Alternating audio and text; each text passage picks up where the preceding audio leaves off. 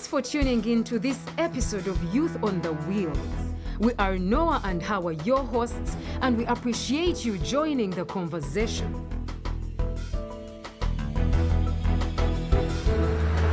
Welcome to another episode of Youth on the Wheels with Noah and Hawa, where we keep the wheels turning and the conversations flowing.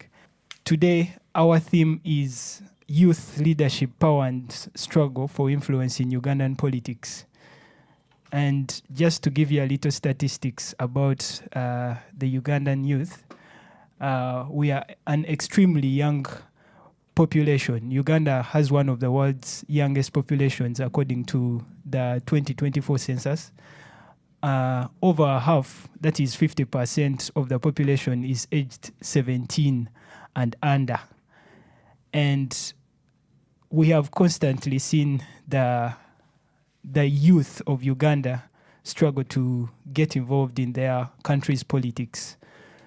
Our theme speaks to the struggles of the Ugandan youth in politics, and we would like to explore the barriers and the opportunities and how young leaders navigate these complexities. I invite my co-host Hawa to introduce our guest today. Thank you, Noah. Today in the house we are having a very renowned leader and youth leader. He's served on so many platforms, and before I mention his name, I think I'll start by mentioning his bio, and then I'll go to the name because I do not want you to reach there before me. So this gentleman is a graduate of the Uganda Democracy Academy by NIMD Uganda. He is committed to democratic growth and equipping youth with leadership skills. He was also the chairperson of the Inter-Party Youth Platform, IYOP, that was centered on promoting peaceful political existence among young leaders from different parties in Uganda. He was elected leader of the opposition in the 6th Youth Parliament and represented Uganda at the East African Youth Parliament in Arusha, Tanzania. He is a Ugandan youth leader, political organizer, and community development enthusiast dedicated to civic engagement, youth empowerment, and inclusive leadership. He currently serves as the organizing secretary of the Jema Youth League and is the youth secretary at the Office of the Supreme Mufti, where he contributes to national level coordination and interfaith engagement. Our dear listeners, we are with Kasozi Abdul Wahab. Ooh. Yeah, sometimes I call him Kahils. He's just told me in Western Uganda they are calling him Kashozi. Kashozi, yeah. So yeah, he's Kahils. And we are happy to have you, Abdul Wahab. Thank you for joining our podcast today. As well, I can't be happy more than what I am right now, because I think when I get happy more than what I am, the room will be congested with happiness as well. So I pray. Politician. Okay. Yeah, I pray you have barriers with me. You condense this happiness, because I can't wait to see it and digest some of the issues that we face as young leaders in politics with you. It's long overdue. I know we would have done this long time ago. Yeah, that's true. Yeah, I think we are in the space where we can't talk much, but we can think more. We are in spaces where we can't make our voices louder, but as well, if we have a confined room like this, we can get loud, and on social media we can get loud. I wanted actually to just start off from there, where you say that we are in a space where we can't get loud. Why is it hard for the youth in Uganda to get loud in politics and get to participate in their country's governance? Most of the times we must find our safe spaces. And we must define our lifespan. How long are we going to live in these spaces of speaking loud? There are strategies that we put on table, and we see now, if I'm to stay here for 4 years speaking loud, how will I be loud? I cannot be loud out there, putting my face up for everybody to know that this is Kasozi who is loud. But I can be loud on social media, whereby people can just spend 2 years finding who is Kasozi. So if they find out in the second year, in the third year, they'll look for me. In the fourth year, they'll get me. So it's a spread out plan. I'll have 3 years of being loud. So I just try my level best always to, because most of the times, for instance, if you are to be loud, make sure that you have the connection, you have the power, and you have the ability to be loud for long. Is it true that social media has given us, the youth, more influence when it comes to being loud? It's true, and 100% true, because we have, that's the space we know more. Most of the elders that we shout at are not well conversant with that space. So that's the space we grew up with. That's the space that groomed us. That's the space that brought us. So if they cannot overcrowd in that space, we can overcrowd them in that space. We can shout at them in that space. So it's all about us. I actually saw last week the president of the main opposition party, that was Kyagulanyi Ssentamu, and he was advising the youth about being cautious in the way they approach and how they use social media to make their voices heard. For you personally, because there's been information and multiple complaints that the young people are using social media to, let's say, abuse the people in power, which is actually not being influential in any way in politics when you get to think about it. What is your opinion on that topic? One day we had a discussion as young people in politics about those who abuse people in power.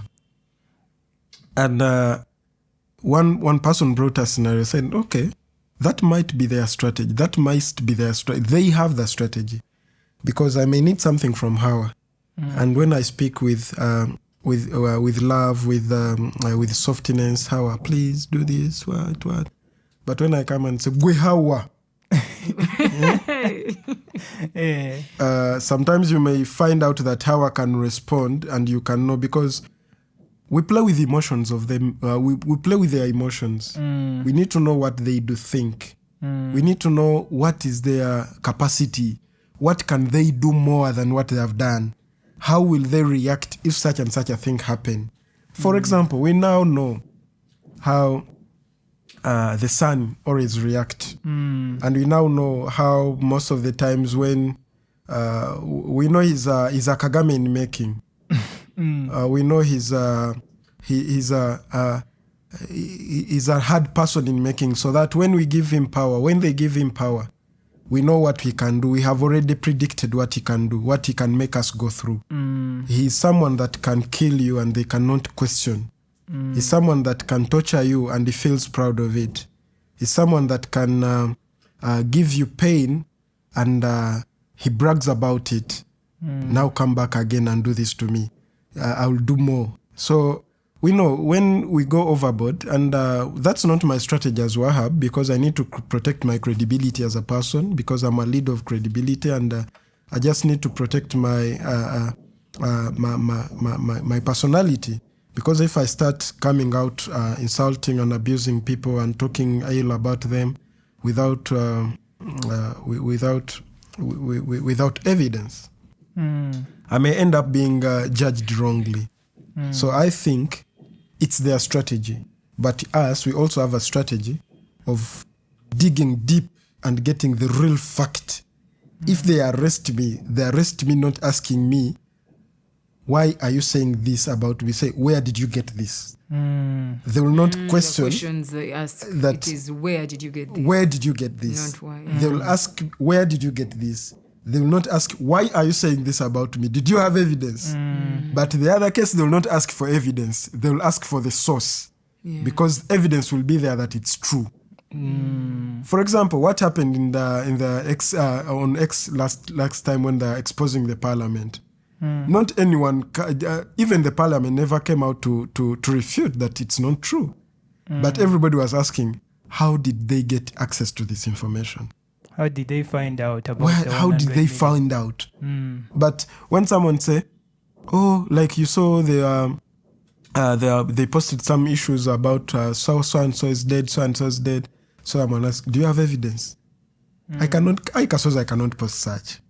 But if there's something that goes in Parliament, I go deep and I dig, because we have people that we can consult. We have information. We have access to such information. The Ugandas are saying that a committee we always have 10 people cannot hate you alone. They cannot hate that one person. So in Parliament there, you can find out that there are people that give us access to this information, and they just back off and say, publish I've done my part. I've done my part. I'm building the unknown. nation. Just make sure that you don't expose me. Do what you can. So for us who are very conversant, because we know, even we have many older, those leaders you call, they cannot even make a sensible tweet. They don't even know how to make a catchy tweet. If I make a tweet, how will the readers perceive? So we have that capacity. If I'm to get the attention of the Gen Z, how will my tweet be? So the way we use social media is systematic. There are those who just trigger the emotions. There are those who just pour their emotions out. There are those who just pour facts out. And there are those who are just there reading and liking and sharing. Consumers. That's where Noah falls. Come on now, at least we are Youth on the Wheels. Yeah? So I think I've digested well what you've tried, because On that very question, I just want to ask, when young people are contributing to, like, in all the aspects, in all the dimensions you've mentioned, posting, tweeting, like talking out of emotion or expression or whatever form they are using to express themselves on social media, do they factor in the consequences that some of us witness young people facing? And therefore, what Noah was asking of, is it actually influencing? I hear you when you say that we are, it's strategy, and we are laying our tracks, like we are seeing what is done, what does this get us into, I see that. However, how much influence does it have, and is that influence having impact towards what the young people want? How do they consider the fact that, are they ready to face the consequences of some of these things? They used to tell us that we are the leaders of tomorrow. Yeah. We are not ready to be there. We are still young. We have to learn more. Now we are telling them we already know. You're the leaders of today. We are the leaders of today. We are knowledgeable. By the way, we know even more than you do. We can even trigger you and take you off the topic. We can even trigger you to make you do what you didn't even expect to do. Yeah. We are just sending message to them that you people, don't you think that we are more knowledgeable than you do? We follow you more than you do follow us. They take years understanding us, but we take weeks understanding them. It's even taking hours understanding them. They spend much more time thinking, but we use AI to think for them. That's interesting. They sit and come up with articles that we can write in 1 week. They spend hours writing it. I've been reading some of the things they bring in on Parliament, the bills they write in Parliament. They even have wrong spellings. They even have wrong English. Grammatical errors. There are very many. And those people are bragging about that. We have a prime minister that failed even to interpret the bill that was brought in Parliament, yet is the lead of government business. I mean, I was watching last week when they were debating this bill, and I saw the Attorney General explain the bill, and they were asking him questions. So they asked him, some of us go to Chankwanzi, and when we go to Chankwanzi, we get UPDF attire that actually is marked UPDF. So what guarantees do we have that when we come out, we are not going to be arrested? And he said that you will not be arrested because you have been given permission to have these garments. Yeah. But we are civilians. Can I tell you one thing? Yeah. Little they forget that it's not all about us. It's all about them. When that right time comes, they'll say, I wish we wish we didn't do this. Mm. We wish we didn't do this. When Honorable Winnie Kiza was a leader of opposition, she told the Honorable Mama Mbabazi, you are bringing this public order management bill and you are supporting it.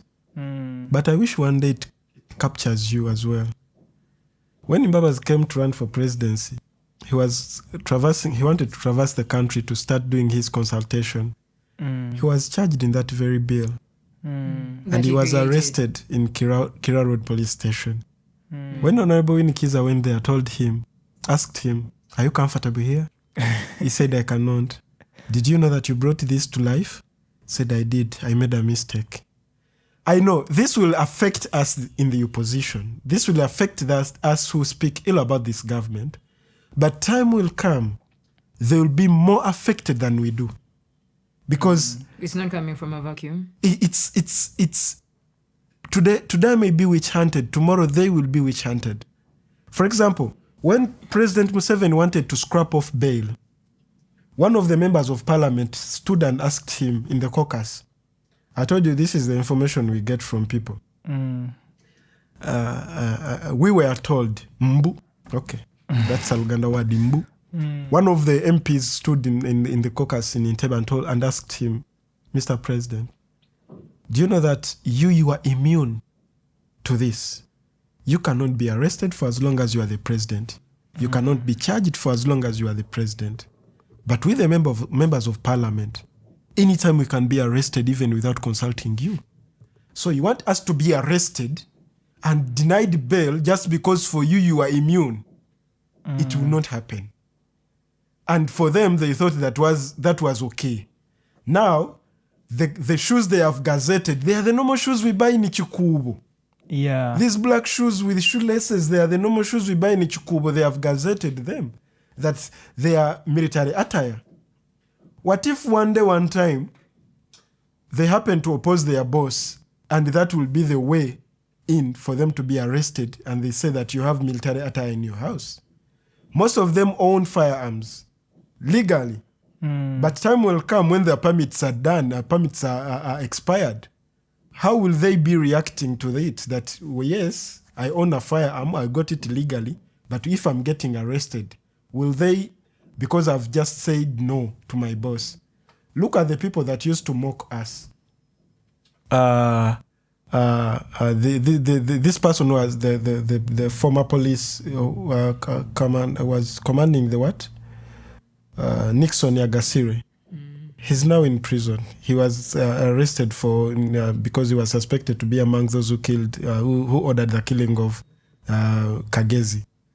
He's in prison now. The former spokesperson of CID, he used to speak with that vigor. You know, you people, you'll face it rough. It's now your time to. He was accused. So, Abdul Wahab, I like that you've talked about all these things and shown us how the different strategies that the youth are taking to gain influence in politics is affecting the governance of our country. But I wanted to actually ask you, as the leaders of so-called tomorrow who are now trying to become the leaders of today, are these strategies that we are taking up, for example, working? Are they being effective? In your view? Finally, before you call me a leader of tomorrow, I'm not. Tomorrow will never come. Tomorrow will never come. I'm a leader of now. Yeah. I'm now a leader, and I'm a leader of today. Our strategies are working because we are getting noticed. We are becoming a nail in their foot. They know we are there. Yeah. However much they use us for mobilization strategies, what and what, but for as long as they still think about us, for as long as we still make them do mistakes they are doing right now, we are winning. I'm telling you, they will never be written in books as the most knowledgeable leaders we've ever had. Because they've failed to think like us. They've failed to outsmart us. They have failed. By the way, if they cannot get our strategy right, we are winning. We have spent 5 years forming bills, asserting bills, putting a signature on the bills that targeting us, but it's our effort that made them draft those bills, put them in parliament. They are being paid just because we are giving them work. Okay. We are giving them work. When we brought this protest, the parliament, we made the whole country stand. Every business was on standstill. They were working, just waiting for us to come. We just had these tweets on Twitter that we are coming to the parliament. Everybody was preparing. We are coming. Say no to corruption. Say no to what? So and so must go. And security was all over. They did justice to our salary. We paid them to do that, to give us protection. They are there waiting and creating wars for us. Yet we don't need that. You know, whenever your enemy is doing mistakes, and it's because your pressure is making them do mistakes, you win. We know very well the books will not be right for them. They'll not have green headlines throughout the book. They'll have some red lines in between there, just because of our effort. Notably, Bobi Wine or Mr. Kyagulanyi Ssentamu has been one of those young leaders that has become a thorn in their boot. And in recent time, you can see that most of the policies that are coming up, we can see the oppression, the tweets that are coming up, the threats. What's, in your view, Wahab, what do you think the Ugandan youth can learn from the experience of what has happened to Bobi Wine? What should that tell the Ugandan youth? First and foremost, Bobi Wine never got permission from anywhere. He never asked anyone to allow him to rise where he is right now. That's one of the lessons. We don't need permission. I don't need permission to speak out. I don't need permission to come to this podcast to speak this out. I don't need permission to stand as an MP for Kampala Central so that I can speak out my views. I don't need permission. Who gave them permission? In 86, who gave them permission to come? Were they even the favorite? No. Were they old? No. They were old. Were they young? Yes, they were young. They are not old. Who gave them permission? By the way, they are even the minority. They had no voice. They stood and came. They claimed to represent us. They never. Now they are here saying they fought for us. Who sent them there? I mean, the social issues that were happening at the moment. Were they affecting the whole country? No. They are still driving on the successes, they are still driving on the achievements of the leaders that they claim they are not doing right. Idi Amin died a long time ago, but he still makes sense to them. Every time they make speeches, they have to mention about Idi Amin Dada. He only ruled us for 8 years. Who was Idi Amin Dada? The conqueror of the British Empire. Why do they think that after 38 years, after 40 years, we still need to talk about Idi Amin Dada? So basically what you are saying is, as the youth, we are not thinking about, we are here to address our social issues, and we should not be diverted by what happened in the past. I hate people saying that we need to learn from them. We learn from situations, we learn from experience. I don't learn from individuals. I learn from what you do, not you as a person. Because when I see you, I don't see anything. I trace your experience. I trace where you come from. That's what I learned from you. Because even when I sit with you and you start telling me now, you tell me your current situation, you tell me your current thinking, there's a way you filter the information you give me. But when I go back deep into your existence, I get to know what you did wrong and what you did right. There are things you will not tell me. We hate seeing people claiming to be our role models, yet they are not even worth being our role models.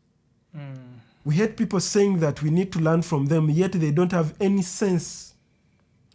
But I could say that the elderly have been there, done that, and we as the youth are still not yet, because this is the argument that comes up every time. They'll be like, you are still young people, you have not seen. We have been here What when haven't we seen? Uganda... What haven't we seen? They'll be like, we've been here when Uganda has been insecure. We've lived through... Our role models now to give us the right information are our parents, because they don't filter anything when they are talking to us. I hate people saying that twaba wo tulo. Our parents were sleeping even before they came. Some of our parents say they were sleeping in the bushes. No, who made them sleep in bushes?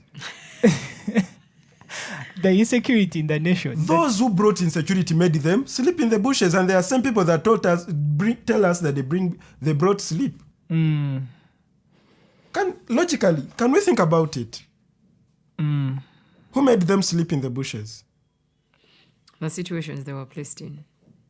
Those who brought that situation made them sleep in the bushes. But before they came, were they sleeping in the bushes? No. We can't know because we are not there. I know, I was going to say I wasn't there. We can't know because we are not there. I have a mother, I have a grandfather who was once, may his soul rest in peace. He died last year in December. He used to tell us, Wahab, you know what? For us, we had peace, we had everything, but we always wanted something better. We made a mistake trusting these people. We trusted them. They took us for granted. They thought that we are mediocres. They thought like, because he made a statement that said that bagamba baganda besiga nnyo. We trusted them. They crushed us. Now, how can I tell you, my young one, that trust those people again because they are willing to put you up there? No, they will not. Because for us who came and fought with them, we are still in trenches. For you who never fought for them, who never fought with them, how will they be able to uplift you to be where they are? They will not. When you say that, I'm just thinking, as young people, what makes us think we shall do things different? We shall do things different because we cannot go through the bush. Yeah, but what if your bush is not like, if we were to use the word bush. metaphorically. Yeah. So maybe, let's say as young people, our bush is not going to that tree, like the actual bush of people hiding. Because we don't have any bush. We don't have bushes anymore. We have a tarmac forest. I know. We shall just go into streets. So what if, like, yes, maybe the streets, and what if we are going to create a situation where things are like the bush, but instead now it's not the bush, but it's maybe the streets or something. What makes us think as young people who have all the energy we have, who probably have, we are quick at learning and developing and strategizing and all these things that they, in quotes, came with, what makes us think we will do things differently? And we won't betray the people that are believing in us right now, and we will be able to evaluate experiences of those that were here before us and take what is serving us and what will not serve us, we leave it behind. I'm going to give you this real scenario. I think it will answer the question you've asked to me. I'm critically following what is going around in South Africa. I even saw Trump making a huge mistake of playing Malema videos. Yet Malema did a justification before those videos were even, after those videos were posted, Malema said, we need to play on their emotions. He made a statement, kiss the Boers. And the Boer were like, no, it cannot happen because they are white, we are black. And Malema said, kissing a Boer is something that they cannot even agree because we are black, they are white. How can you kiss them? And when I say, shoot to kill the Boers, I'm using my fingers to create a gun-like... A gun image. Shoot to kill. How many have we killed with our hands? Do we have even guns? Do we have even armies? We don't. But we play on their emotions to tell them that we can make you do mistakes. And I'm telling you, for whoever is thinking for them, for those Western people, didn't calculate this well, that even Trump reached and fall into that trap. Yet Malema did the explanation before. I think before they played for him this video, they would have given him the right information that the explanation Malema did. Because those very issues, Malema was in court and he won. He won. I think before they made those mistakes, they would have played even the court proceedings. Now, I'm coming back to Uganda. I think that was a clearer image. You know, we cannot do exact what they did, but we can do the replica. Someone told me that when we are being role models, we copy. We don't copy and paste. We copy, edit, and paste. Are you together? So we are copying 86, editing it, and we paste it in 2025. That's why they are crying and creating those bills. Now that you bring up the African scene, I would like to ask you, what is our role as the young Africans in the struggle to decolonize and detach Africa from the Western powers? Why colonization was easy then? Information was poor, and we had our ancestors never had that information that people can colonize you through this and that and that. Information sharing, like yeah. Oh. I don't agree with Mohozi, but I agree. I saw something he did. I know his uncle told the EU delegation that I'm so sorry today and now, but I don't know what he will tweet in the night. So I'm here, but I don't know what he will tweet in the night. He was sending a right information to them that, by the way, you are here, but you don't have even the right to think for us. Yes, I'm his uncle, but what can I do? He even told them his other uncle is a German citizen. I've already told him to go and talk to his son. He's telling me to talk to him. Why can't he talk to him? Before you come to me, why can't you go to him? Why do you want to always think that triangulate to make sure that it's you who instill manners into us? Yeah, the disciplinarian. The disciplinary among us. Why? Yeah. Why do you think that you are the right every time you are the right people? So you are talking of genocide, yet you are supporting Gaza. You are supporting Israel to kill those ones in Gaza. Why didn't you call Russia and Ukraine a genocide? Why do you call the words Malema is saying a genocide? You know, we are analyzing all the situations and they're making these blank mistakes when you are seeing, and they think they're the wise people, by the way. They are not, because we analyze each situation to our level. So our role as the African youth, first of all, is to learn, and analyze, get information, share information. Because we cannot be used like our ancestors were used before. We cannot be told to come and slap you just because to make me a leader. I cannot be used to be to torture you, my fellow brothers and sisters, the people I share blood with, so that I can make others win. I will not.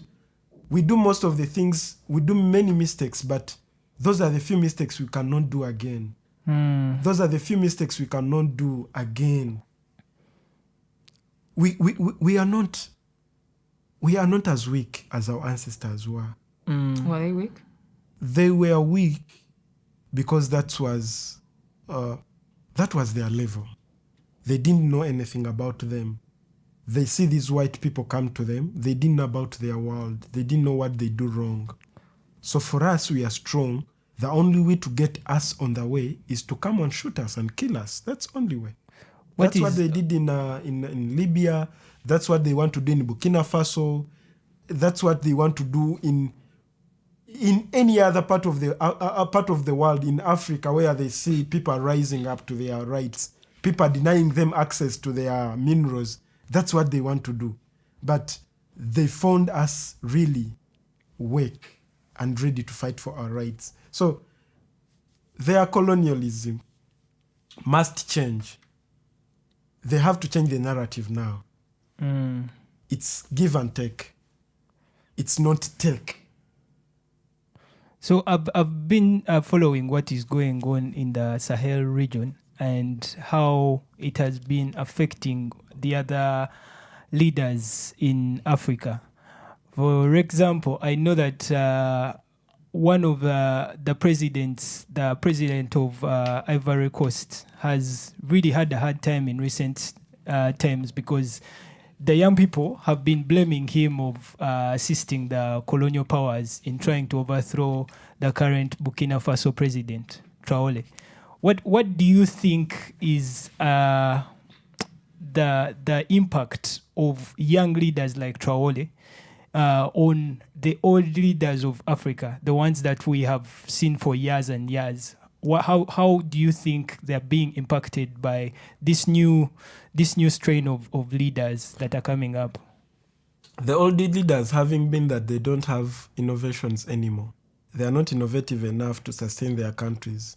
They think they have to be given all the time. They hate writing proposals that can be adopted. They always want to request and be given. They always want to be assisted and offer something.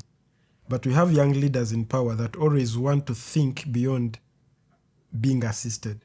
They want to think and make sense out of their thoughts. It's like we have the deep thinkers in the real politics of Africa now, the young people that are rising and the deep thinkers. They think until it makes sense. We have the old people that don't think because they think it doesn't make sense. Hope you are getting it. hope you are hoping that we are thinking and that you're making sense. So let me make it clear. We have young leaders that think about the situation until it makes sense to them. But we have old leaders that think not to get sense out of their thoughts, but to be assisted to think. Traore knew the mistakes the predecessors did. He came, he thought of the situation, and he made sense of the situation. He started clearing it. Then we have leaders that think that Traore being up there, they will be affected and not be given ammunitions and not be given money as grants, as funds, because they don't know how to think for their countries. They don't know how to use their resources. They don't even know that they can even sell gold to a fellow African country and that African country give them money. They think it's only the Western countries that buy gold.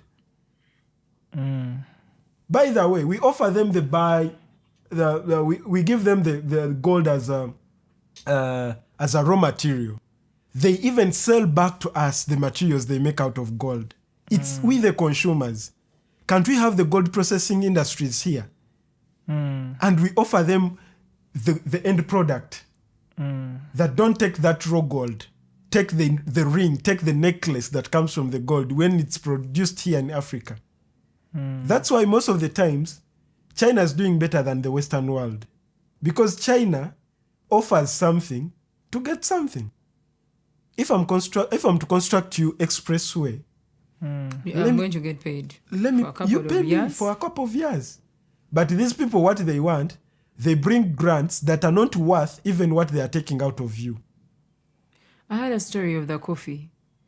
Don't talk about coffee. What is happening? No, like because now exporting raw things. The president put up a plant in Tungamo right now that they are launching it, and when you come to think about what you've just said, this is him trying to make sure that we are not the only one feeding. Yes, we are not exporting raw material. We are exporting processed coffee from Uganda. And yet I saw that there were so many opposition leaders that were against the idea of putting the coffee plant in Tungamo. What the issue are your views on that? How many coffee plantations do you have in Western Uganda? I am not sure about them. In your years of existence, when you talk of coffee, which region do you think of? Mostly the east and the central. Why west? I need answer. I mean, I'm trying to think.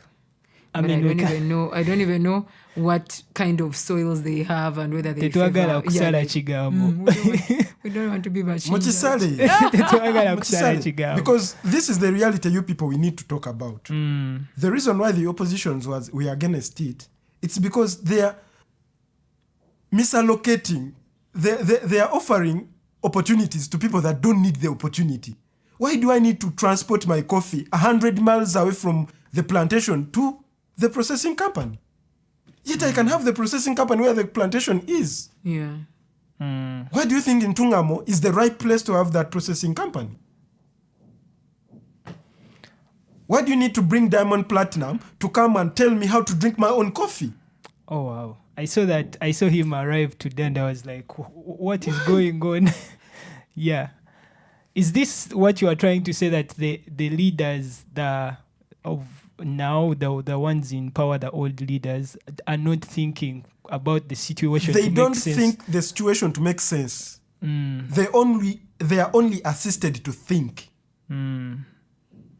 So if I bring my idea like Odrick and this guy who is heading that is called by names of who? That guy. There's a guy who is at forefront of corruption all the time. He brings in ideas. I've forgotten his name. I've forgotten. The one who is heading that Ntungamo thingy. That guy, he may be having his own plans in Ntungamo. That may be his home village. The place is in Rashamire. It's called Rashamire there. They may be having their own. Who sold that land to them?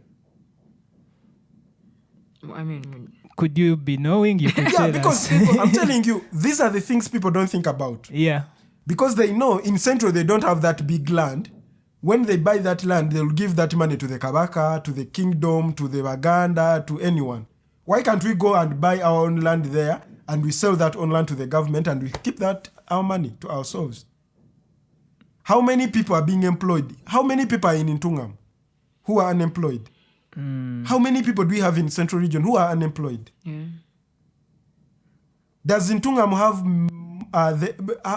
the unemployment capacity in Ntungam? Is it the same as the unemployment in Central? And generally, rural poverty is different from urban Rural poverty is different from here. urban poverty. Yeah. Urban poverty. Yeah. How many people we have here that have studied industrial art that can help in transforming and making that factory prosper, that are being left behind just because people want to implement their nepotism somewhere? Really, it's not all about opposing. It's all about thinking. That's why I told you, we the young people, we think until something makes sense. I told you, yes, we want our processing to be happening here. But why, of all places in Ntungamo? Is it justifiable? What criteria was used? What criteria to make that was decision? used to make that decision? Really? I hear you. It's not justifiable at all. Of all, we have, that's why. So now that's the thing. When the young people rose, like, because so many people talked about it, and generally so many issues have been talked about, and even the guest of honor being who he is, when there is people like for example, Kenneth Mugabe has a song of People of the Land. It talks about the environment and like things to do with agriculture and environment and all these things. Like even the citizens themselves could actually contribute to such a cause. And young people have reason to talk about it. Are they influencing? Is their say being heard and seen and paid attention to for change, or is it being listened to and taken as an attack and therefore treated as a threat to what is? But how you know that also depends on the approach the young people are taking still. Because I'm thinking, if we're having this conversation with Wahab, you can see that he's making points. He's not just attacking people. He's not throwing abuse around. He's trying to make a point, and from an informed perspective. And for me, that is now where we need to have the conversation as the youth. Are we trying to make a point? I hear you. Yeah. I've been recently all of you see social media. So there is these tweets and I know we are going to be all over the place because obviously we are talking youth, leadership, politics, influence and struggle for, in Uganda. And I've been seeing what people like. I'm going to use the convoy situation, how the convoy, like road transport. Of course, the government has really done a lot in trying to ensure that road transport is catered for and like there is development and improvement, even if all roads are being worked on at the same time and you don't have where to pass, but there is effort. So the convoy situation that happens and how this entire 16 fleet of cars or 18 fleet of cars comes, and then there was this tweet I saw. Someone's wife was going to give birth. That was the tweet from Uncle Mark. I think it was Uncle Mark. Yeah, then he wasn't abusive. He didn't use any vulgar language or he just said that, like the border parked and the guy was seated on the bike. The guy didn't say anything. When they parked, he's like, you know what, let me walk this journey and just like fine. So I'm just walking on the street and rushing to like probably find my wife and see how we rush them to hospital because now it's an emergency. And the tweet said that they abducted him, right? For 3 and days. Then for 2 days. And then he was released. And then, they of course, the removed child... his nails. They tortured him. Don't forget the details. So they removed his nails, they tortured him and everything they did, and then they released him. Yeah. He has not, he is walking on the streets. I don't see the crime that's there because I am not a car. So the convoy can't affect me. I am on the pavement right now when I'm walking. Like, I'm not, like, I'm being adamant and stuck on the road. And then I'm walking. We lose our child. And my wife is still healing from that process, right?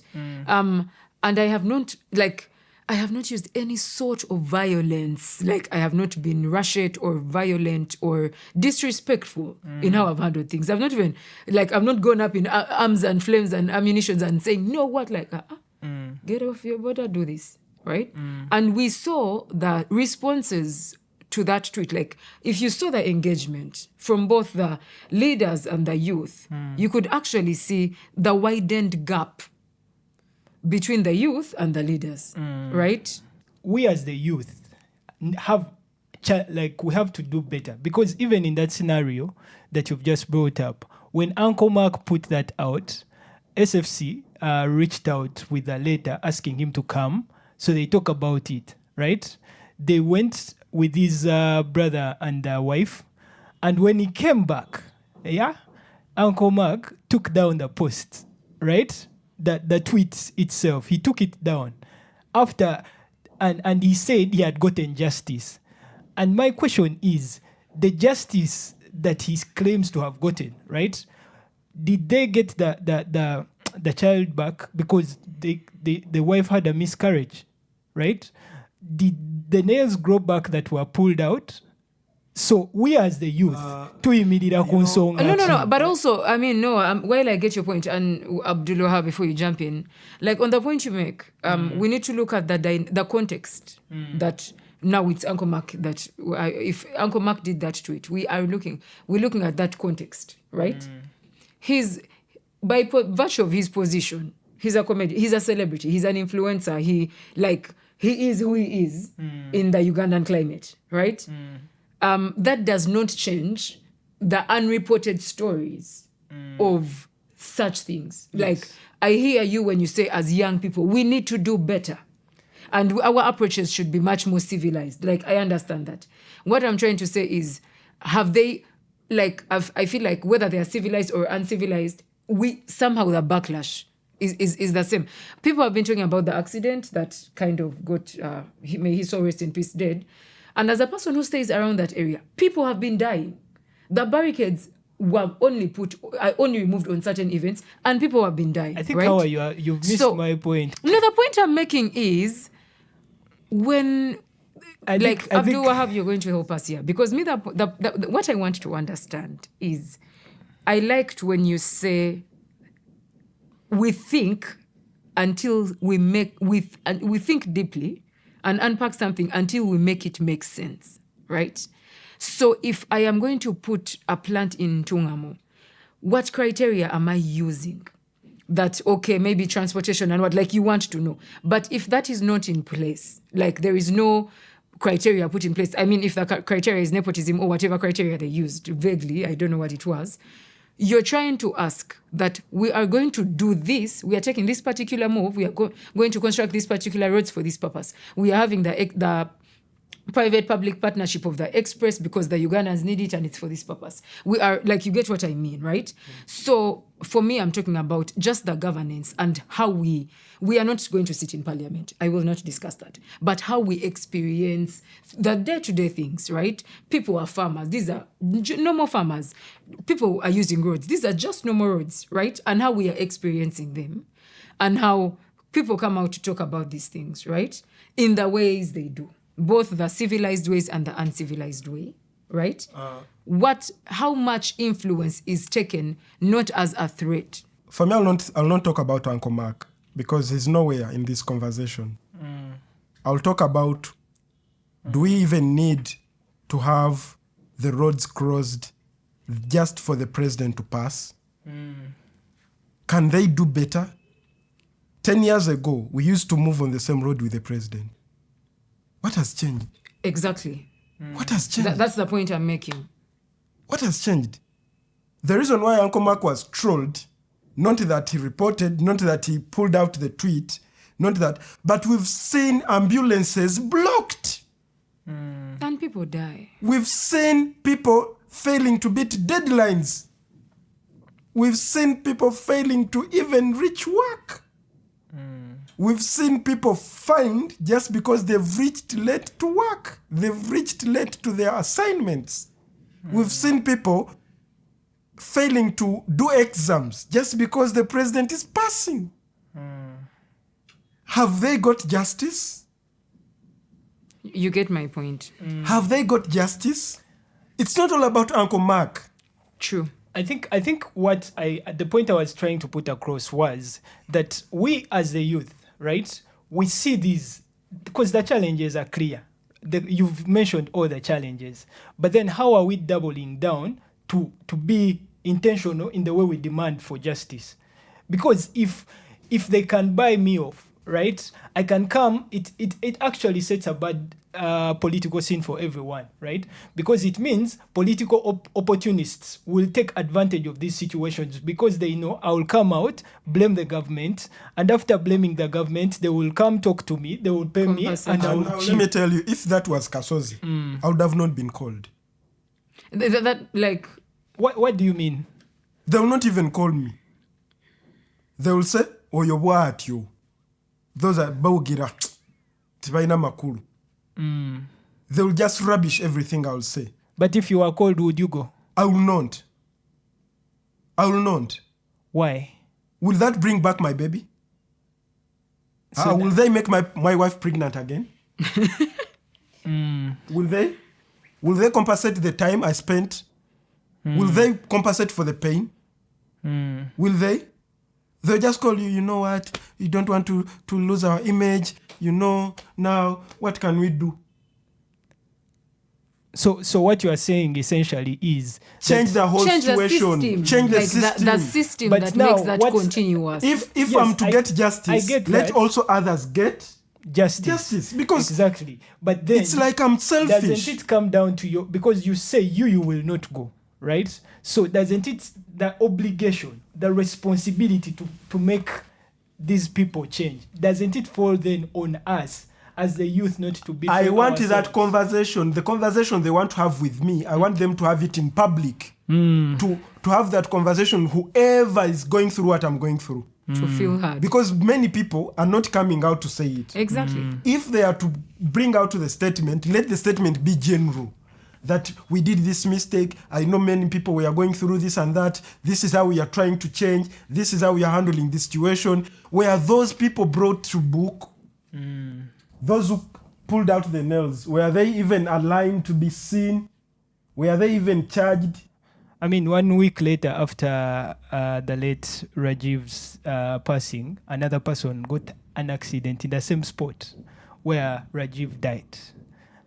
And for me, it just shows me how negligent now, our leaders lastly, let are. me tell you this. Yeah. The reason why we young people, and most of us, are being used to cleanse the situation It's just most of these people fight these wars on a selfish level. They fight for themselves. It's hard to find people that fight generally for the change of the overhaul of the system, that they are trying to erase the whole system to make it work.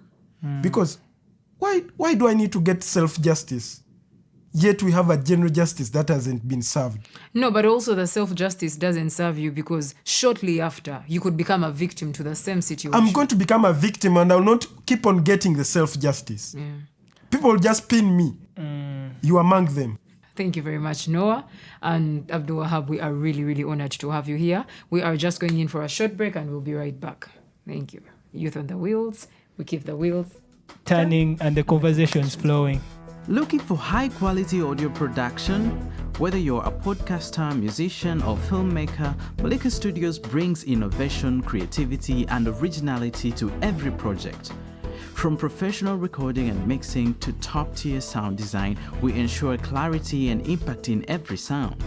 And now, we're expanding knowledge with Malika Audio School. Learn audio production, sound design, and music composition, all online, anytime, anywhere. Quality, authenticity, excellence. That's Malika Studios. Let's create something original. Visit www.malikastudios.com or contact +256 756 150 993 to book your session today. Malika Studios, illuminating sound. Yes, you're welcome to this. Welcome back from that short break. We are having Abdul Wahab with us today, and we are discussing youth leadership and influence in Ugandan politics. Abdul Wahab, I was saying that it would be a disservice for us to end this podcast without talking about the recently passed bill, the UPDF Act. And I would like to first of all get your opinions on that and how you think it's going to affect the Ugandan young population. I don't want General to speak for the Ugandan young generation because most of them will be safe because they know how to read and analyze and they can prevent themselves from this. But I'm sure those who passed the bill, I pray, they be the first culprit because they are yet to be. None of them will understand the bill until it reaches their side. Why? I was watching Parliament critically analyzing each and every situation, and I saw people failing even to defend their point and their stand. It was influence of money. Why do we need to elect leaders that go to Parliament just to be paid and being driven on the mind of an old person who is becoming 90 soon?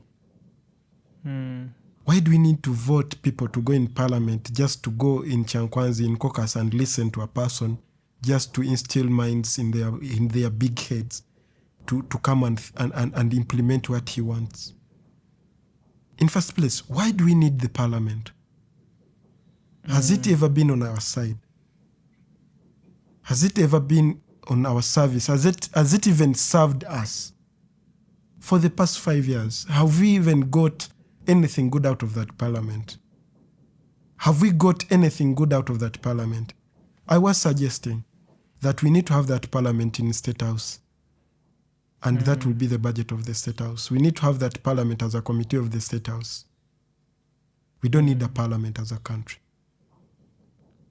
Because whatever is coming out of that Parliament is nonsense. That's a little bit harsh. It's nonsense. This is where you say that you should change the approach. I'm telling you. Yeah. Why do you say it's nonsense or it's nothing? Get absolute. Get time and do a recap and watch some of the videos from that Parliament. You'll get angry. I mean, apart from the one Trevor Noah made a fun of when, there was like... Just a normal day in the Parliament. Oh, okay. A normal day. Just a normal day. Without any bill, just a normal discussion, a normal day in Parliament. You'll be disappointed. We have the most ignorant MPs. We have the most idle MPs. We have the most lazy MPs. We have the most shabby MPs, mind and in physical. Abdul Wahab. Abdul Wahab. Honey on the tongue. So like I actually recently watched a video clip and someone was saying that in order for you to become a lawyer, you will study at least 5 years to become a practicing lawyer. But for a politician, And the members of parliament who make the laws that you debate imagine. are Form 6 leavers. That is the Like minimum. no requirement for being a politician. That is the minimum requirement. You have to be a Form 6 leaver. Yeah. And then the ones that are enforcing the law are Form 4 leavers. Abdul Wahab, do you think that is appropriate? Could that be the problem why our parliament has It would have gone to been where better it if has? among the requirements they also suggested to be among the debating club in your institute, in your high school, but it wasn't there. Do debating clubs still exist in schools? They do. You may find 90% of the MPs we have, none of them has ever been part of the debating clubs in their schools. Can you even debate laws Or you do not leadership of any understand? club. Or leadership in any stage. I can tell you, we have more knowledgeable MPs in that parliament, but they opt to stay silent just because they don't want to associate with the stupidity that is happening on the floor. But they're already associated by the... No. Virtue of holding Virtue the of title. being- Virtue of them being there, Yeah. but they feel their voice will not make sense and they will always be judged accordingly and they will always be judged in a group. They rather stay silent. Unlike the few, like Honorable Semuju, that can come and tell to their faces that you are not knowledgeable as you think. You are noisemakers here. You may even, I'm sorry, I don't want to attack the person of the speaker, but she's what she is. Whoever she is, she's what that she is. I've been thinking the highest number of MPs in the parliament belongs to the NRM ruling party. And None of them can have an independent mind. why do you think so? There are many, but remember, I mean, when, I've seen when we are having MPs any bill that is going to be passed, they are called in Chankwanzi, they are called in a caucus. What is this? What discussion happens there?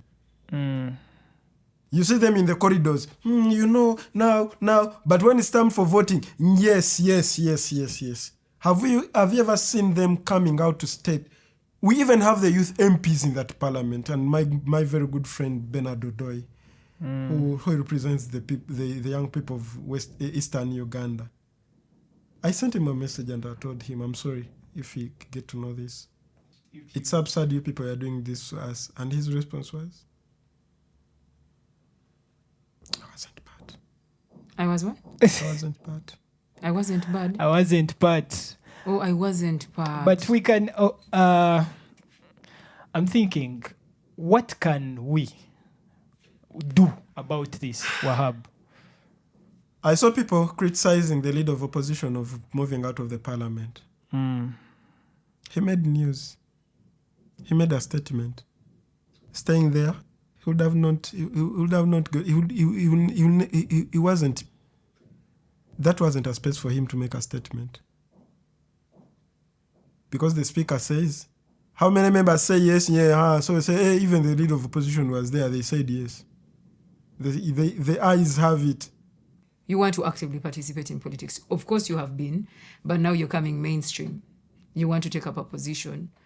And when I hear you discussing like this, don't you feel like you may also reach there? And as I told you, we have different strategies as young people. you want to try out your strategy? No, not my strategy. We have a strategy, our strategy yeah. as young people. We hope so that if we happen to get 10 out of our group that can enter into that parliament, my dear, they will know that we are there. Our strategy is, if we happen to get 10 from our group, after all, they don't know the group. It's only me. If they call me and ask me which group, they don't know Which it. group are you working with? Which group am I working with? It's a group of young people that want to go to parliament. Mm. And we are many. And I can tell you the majority are NRM. If we happen to go there, the status quo will change. Majority of the young people you're talking about in your group are NRM. Interesting. And they are ready to be the rebel NRM. How do we know that these MPs will not go and will be influenced by the caucus? Because we've seen in the past people like the Honorable Sech Kubo. But do you know that we have more than 20 MPs NRM MPs who cannot be called in the caucus? Yeah, the rebel MPs. They are not rebel. They have been labeled the rebel MPs. They are not even among the rebel MPs. But they cannot be called because they know they will bang the table in the caucus. They're not rebel. They're NRM. But they know they will analyze issues. And they will influence the decisions. Do you think we still have politics of issues going on in that parliament? In this current government? No. We have politics of interests. It's not Ugandan issues that are being debated on that floor. If I need to go there, how will I go there? How will Parliament help me to go there? My interest must be served. Our interest must be served. The clique of those who are holding power for us. I know this conversation tones down the voices. This conversation tones down the anger or disappointment.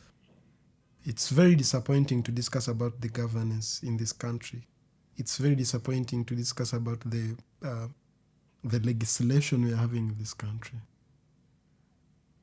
And I think that is also feeding into all the other arms of government, because even when you look at the judiciary currently, and I've seen the photos of Eddie Mutwe being aligned in front of a judge, and you can see clearly this person is being tortured. They have wounds, they're unstable. What do you think about the current state of the judiciary and how it is treating? The judiciary is at the receiving end, and they are doing their work well. They are not in part. They don't write. They don't write. They don't write bills, but they don't write reports. They don't open charges. They just receive evidence. They receive what the police gives them. They receive what the circle gives them. If they say Eddie Mutwe stole a phone, a judge cannot judge that until they bring evidence. They can cook everything. No, but I thought that if they bring to a judge a person that has been clearly tortured, right? According to the law itself, that case has already been decided. This person has been tortured. But the judge is told that in all prisons we have first-class medication. And the judge cannot release someone yet going to get medication, yet they have first-class medication in the what? In the prison. That's what they are told. That's why I've told you they receive. And when they go there, they monitor those sick bays and they see that their tablets, their what? For them, they get confident that everything is moving on well.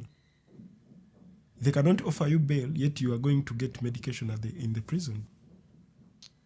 I mean, I'm not a lawyer, but I thought, right, by the mere fact that this person has been is there evidence that they are tortured? Have you seen the man we are talking about, Wahab? Yes, I've seen. But the judge will ask you, did I see him before he went to prison? And even the arrest itself, it was an abduction. How will you know that it was an abduction? Was the judge there? You know, we all know where the problem is, but you are trying to run away from the problem. The problem is not the judiciary. No. The executive. The three arms of government. It is executive, legislature, and judiciary. Right? So now the problem is executive. The judiciary don't talk about is supposed to be protecting the Mwananchi, right? From the other two. I'm telling you, the executive is controlling everything. Who appoints the judge? I think in Uganda we have one arm of government that is one arm. Who appoints the judge? Functional. Who appoints the judge? Tell me, who appoints the judge? The executive. Who approves them? The executive. So, is the judiciary the problem? So, okay. How are you want to say something? Yes, because I want us, as we wrap up, I want to ask just 2 questions. As a person that is, as a young person, with everything you have mentioned, all the information you have, and I'm just here imagining how you process, like how you remain sane by holding and processing all this information, and all the people that you work with in this space, in the political space. What do you think are the biggest challenges that young people are facing? Young people who are authentically participating in politics, in power dynamic struggle, influence in Uganda. What are the biggest challenges you're facing? Is it fear of violence? Is it fear of the consequences? Like the example you've just given of Eddie. Is it that you will not be heard? Is it that you will be implicated? What are the biggest challenges you're facing? And also, if we are to look forward, towards the elections that are coming up or towards whatever situation we have, what contribution do you think young people can make that will be meaningful? The biggest challenge and the biggest threat to the young voices out there, it's fear. Fear. And frustration. You asked me how am I able to hold this and I don't explode. Sometimes when I get frustrated, I feel like I'm in this alone. Sometimes when I get fear, you face it alone. It's very hard to be served frustration and fear as a group. They make sure that you face it alone. It's hard to find a group having the same frustration and the same fears and the same challenges. I pray that if all young people in this country had the same fears and the same challenges, would have had the same voice. I hope that if all young people in this country were poor, would have known the results and would have known how frustrated this government has made us. But right, we tell that young people are poor, but we have those who are rich and they have their money. You cannot tell them this nonsense. They can't relate. They can't relate. But we cannot fight this battle without resources. Second, we don't have power. We lack key positions of power as young people. We don't have a fallback. We don't have a wall to lean on. When you start it, it ends with you. That's why most of the times our parents get intimidated, not directly but indirectly, and on a normal day and random call, hello Wahab, oli otya? Mwana wangu lwaki tobiva? Fear. You know, you are here, but someone out there is telling your mother, your son is going to die. Gina losing omwana. I think in a week she calls me and tells me, Wahab, okakasa toinache wakoze, tebakukwate, tebakukube, tebakole chino, and you say, Mom, everything is okay. Everything is fine. But when you sleep, you say, but it's not right. Do I need to see my mom cry day and night just because I'm doing this? When people were protesting and people were like, wow, togenda you. Just because I posted a boot and my bottle of water and I said now I'm on ground, and someone took that to my mom, said that umlaba. Your product. So that's the biggest challenge we have. We have fear and we are frustrated. They cannot come directly, but they'll come indirect. I can tell you, you people, you haven't taken this risk. Let me tell this out of experience. You know, it's hard. We can have experience, but having people trusting us to work with them is also a problem. Totuletera bizibu. Totuletera bizibu. Even taking a pic with someone, say, tebagamba nti timbera nnyo nammwe. The stigma that comes with it. Timbera nnyo nammwe. So you end up losing everyone. That's why when I told Hawa that I'm going to marry, said her, what do you mwana w'abantu? You see, ndozo chitegedde. You have got the right answer right away. Said, what do you want? Kati that family to trust you to give you their daughter. Oh. They're also scared. How can we even give you their daughter? And you have to be frank to them, open to them when you are expressing yourself to them, when you are introducing yourself, that I'm this, I'm a politician, I do this, so that if they trust you, they trust you. If they don't trust you, they don't. They don't. And you go alone. But after all, you need to tell your partner, you know what? Here I am, here I am, here I am, here I am. And most of our parents, most of our in-laws are supporting the ruling government. Yeah. It's very hard. By the way, you don't know, but you even get to know in future that, my father-in-law is the chairperson of NRM. True.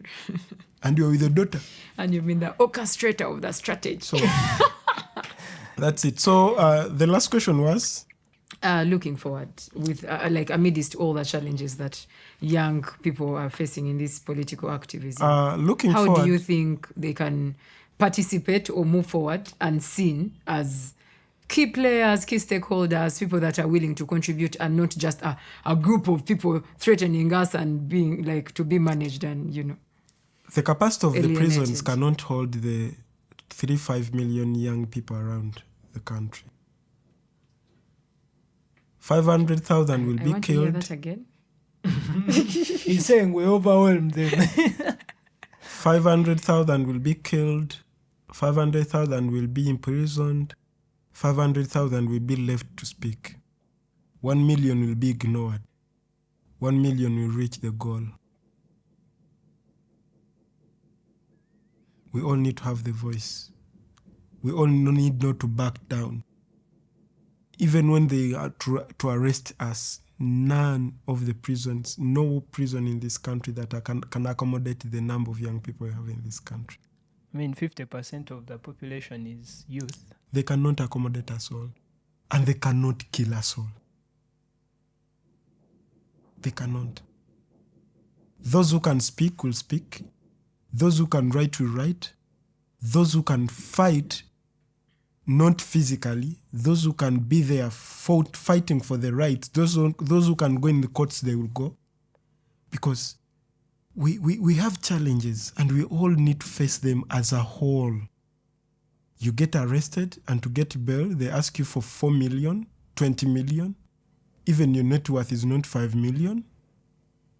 Have you heard of the taxes they are imposing on the girls that are working in the UAE? I'm telling you, you people, does your poetry reflect our ideas? Does your poems reflect our ideas as young people? Now I'm challenging you. You go to my YouTube channel and think and No, it does. I hear you. It does. So we need to have this. I always follow your colleague Mitch. He said something that, and I analyzed. Say, oh really? When we go to sleep, do we even think what we shall eat tomorrow, or we leave tomorrow for tomorrow? Let tomorrow come, tomorrow we'll decide what I will eat. I don't have even my plan for tomorrow. Just because I'm frustrated. Just because I'm frustrated. We are being made to think like them just because they are not in... We are tired of thinking like them. What would be our way forward? What will be our way forward? Our forward is we need to think our way. We need to implement things our way. we need to start behaving our way. Modern solutions. Solutions for modern problems. Yeah. Because we are having people that posing to be modern solutions to our problems, yet they are even in ancient, they are still feeling ancient problems. Facebook is off. How many people are gaining revenue out of Facebook? Do they even know how much money young people are gaining out of internet? They can't tax it, so we'll take it off. Have we ever had conversation in that parliament about artificial intelligence? Have we ever had? We had parliaments in the whole country are talking about artificial intelligence. Ours is talking about how to minimize. They will say we changed the education system.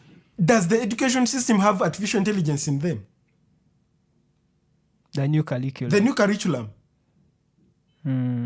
Does it have artificial intelligence in it? Does it really answer the real question we are asking them? Yet we are still having a minister. You know her. I had a confrontation with Nyombi Tembo, the ED of UCC. He blocked me on Twitter. But I was asking him the real questions, yet he started intimidating me, coming to my inbox, intimidating me. They had a queue of people lined up there that they are the forefront, the AI task force, and none of them is below 30 years. I saw that. None of them is having a degree in artificial intelligence. None of them has attended a lesson about artificial intelligence. None of them even know what is even OpenAI is. None of them can even understand what is ChatGPT is. They don't even have it in their phones. Can they even use it to their advantage? Do they even know that AI can even scrap their jobs off? Do we need even a task force of 10 people? Yet AI can even represent them. So your final words to us. We need to do more. We are not where we are. We are not where we need to be. So we need to do more. So the youth, wherever you are, whatever you are doing, please do more for your country. Do to the extreme. Do more for your country. I'm not calling for genocide. I'm not calling for violence. I'm not calling for anything. What I'm calling for peaceful coexistence. Let's coexist peacefully, but we have the real objective to hit, and the real goal to hit is to be liberated. Let's resist frustration and kick away fear. We shall be respected. Okay. Whew. Okay. This podcast has given me chills. I don't know if Noah is with me, but thank you so much, Abdul Wahab, for honoring our invite and for being our guest on this podcast. To the listeners, thank you so much for always listening in and tuning in and giving us feedback. We get feedback from so many of you, and thank you so much. Please, if you want us to discuss a topic that you think is affecting the youth or affecting you as a young person and you would want to listen to different minds about it, kindly put it in the comment section. And also, please, any feedback towards this podcast, please put it in our comment section. Follow us on Twitter, on TikTok, on Instagram, and of course, subscribe to the channel. So thank you very much. This is Youth on the Wheels, where we keep the wheels turning and the conversations flowing. Until next time. Ciao. If you liked what you heard, subscribe to our podcast, share with a friend, and follow us on social media to stay updated on new episodes and behind-the-scenes insights. Until next time, keep the wheels turning and the conversations flowing.